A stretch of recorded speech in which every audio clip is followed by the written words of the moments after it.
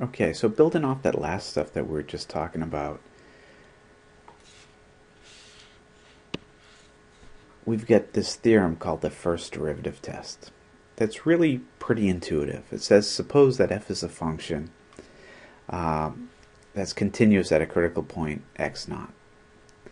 So if f prime of x is greater than 0 on an open interval extending left from x naught, and f prime of x is less than 0 on an open interval extending right from x naught, then f has a relative maximum at x naught.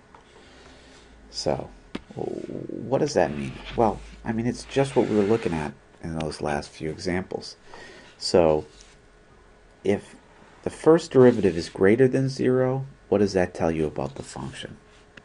It tells you that the function is increasing. So to the left of x naught, that's before x naught, your function is increasing. And then to the right of x naught, right, the first derivative is negative, which means that your function is decreasing. So if your function is increasing before the point, decreasing after the point, you're going to get a relative max.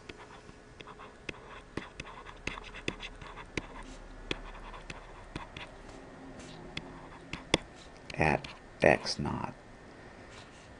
Right, and that relative max will be f of x naught. Okay. So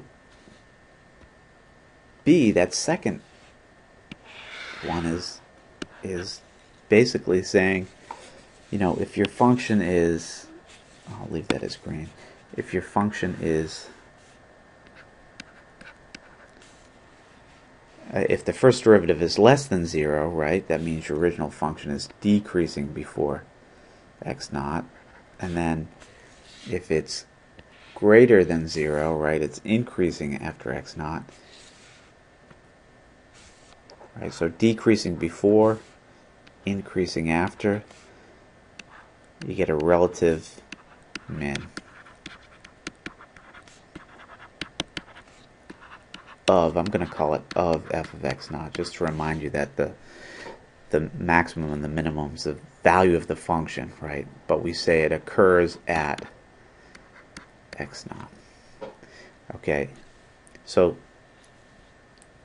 those are the first two, and then the last one here, right? C, if f prime of x has the same sign on an open interval extending left from x naught as it does on the open interval extending right from x naught, then f does not have a relative extrema at x naught. So if you've got a point,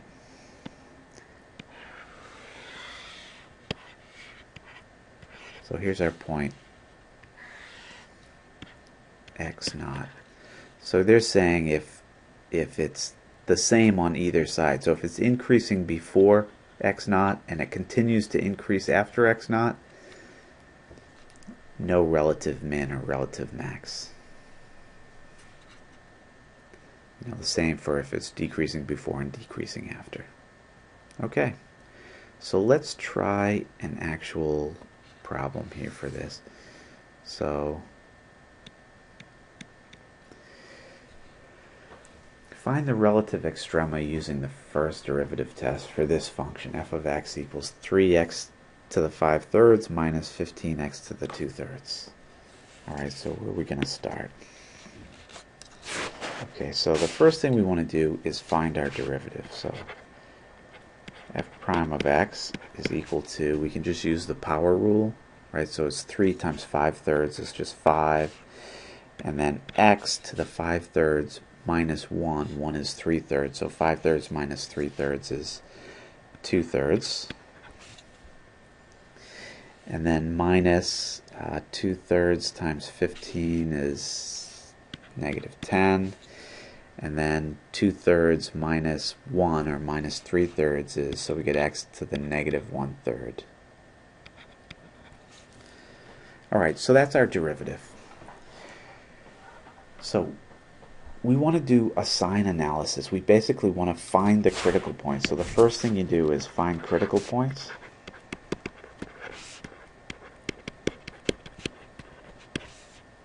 remember there's two ways to get a critical point. One is the derivative is equal to 0, so we're going to set this equal to 0. And the other one is when you've got a point of non-differentiability. So if our derivative is undefined someplace, we'll have to take that into account too. Okay, so how do we solve this? Well, let's solve by factoring. So let's factor out a common factor. 5 is a common factor for both of those, and we've got x to the 2/3 and x to the negative 1/3, so we pull out the smallest value of x, so that's going to be x to the minus 1/3. So I'm going to factor out 5x to the minus 1/3. So we're basically, when we factor that out, we're dividing by this. So 5 divided by 5 is 1, and then x to the 2/3 divided by x to the minus 1/3. That's 2/3. You subtract the exponent, so 2/3 minus a negative 1/3 is 2/3 plus 1/3. It's just x to the 3/3, or x to the 1. And then minus, and we divide this again, we're going to get minus 2, and then x to the minus 1/3 divided by x to the minus 1/3 is just 1. So that's it. It's factored. So we're going to set this factor equal to 0, and we get x equals 2. Now, that's never going to equal 0, but remember, this is just 5 over x to the 1/3, which is 5 over the cube root of x. Well, x cannot equal 0 because you can't have a 0 in the denominator. So we've got two critical points. This is a critical point. It's a point of non-differentiability.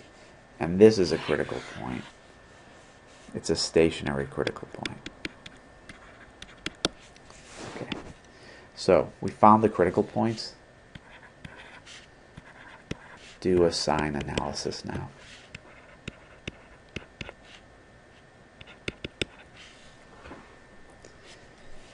Okay, so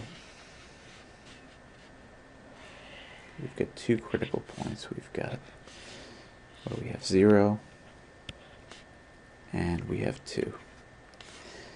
Alright, so we're going to need to know what's the sign of f prime, what's the sign of the derivative, and what's that going to tell us about the original function. So what's the conclusion about the original function? I think I want to move that down a little bit. Let's move that down. Slide this down a little so we get some room. Okay. So these were our critical points. That means it breaks up our number line into basically 3 intervals that we need to check. So we got from negative infinity to 0. We get from 0 to 2. And we get from 2 to positive infinity. So we need a test point for each one of those, and I'm going to try to pick values that make it easy. So I'm going to plug in negative 1, positive 1, and we've got 2 here. I'm going to look, we're going to be plugging it into the derivative. In the derivative we have x to the 2/3 and x to the negative 1/3. That's basically cube root stuff. So I'm going to choose 8 because maybe I'll be able to do the derivatives in my head now. So let's see what happens with this. We get f prime of negative 1. So the cube root of negative 1 is 1. Negative 1 squared is positive 1, so it's going to be 5 minus 10 over the cube root of negative 1. The cube root of negative 1 is negative 1, so it's negative 10. It's going to be 5 plus 10, so it's 15. So this is positive. So the sign is positive, and it means that our function is increasing on that interval. So it's increasing from negative infinity to 0.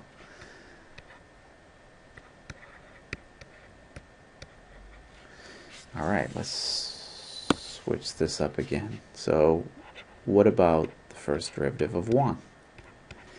So the first derivative evaluated at 1, that's going to be 5 minus 10. It's going to be negative 5, so it's a negative value.